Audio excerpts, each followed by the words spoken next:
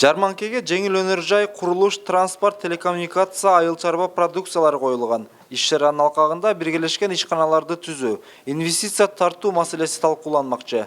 Инвестицияларды илгерилетүү жана коргоо агенттигинин директору Шумкарбек Адилбек уулунун айтымында 3 жыл башынан бери Кытай Эл Республикасы менен биргелешкен 3 жаңы ишкана ачылса, жылдын аягына чейин 2 ишкананын ишке кирүүсү күтүлүүдө.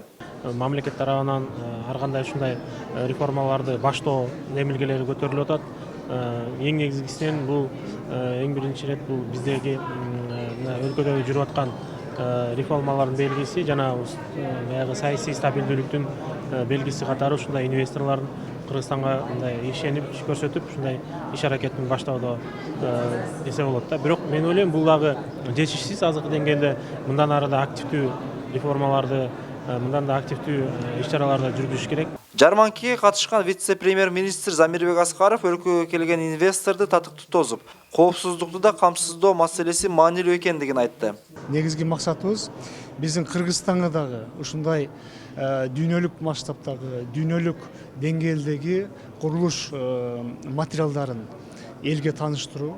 Ошондой эле Кытай Республикасы менен биргеликте ушул материалдарды биздин Кыргызстанда иштеп чыгаруу ишканаларын куруу жана орнотуу болуп эсептелет. Ишкерлерге жаңы өнөктөштөрдү жана кардарларды табууга багытталган жарманкеге 10 миңден ашуун адамдын келүүсү күтүлүүдө. Ал эми уюштуруучулар башка көргөзмөлөрдөн айырмаланып, бул иш-чарада бизнес долбоорлорду, демилгелерди тааныштырууга басым жасала тургандыгын айтышууда.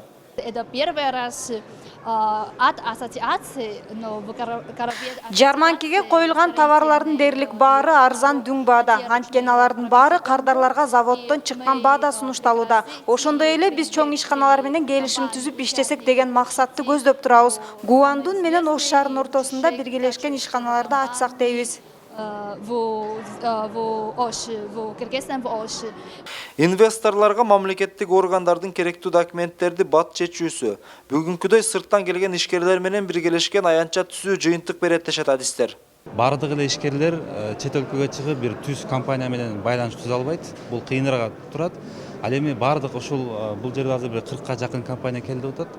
Бул биздин ишкерлерге бардыгы чогуу келип сунуш берип атканы жакшы мүмкүнчүлүк болуп эсептелет.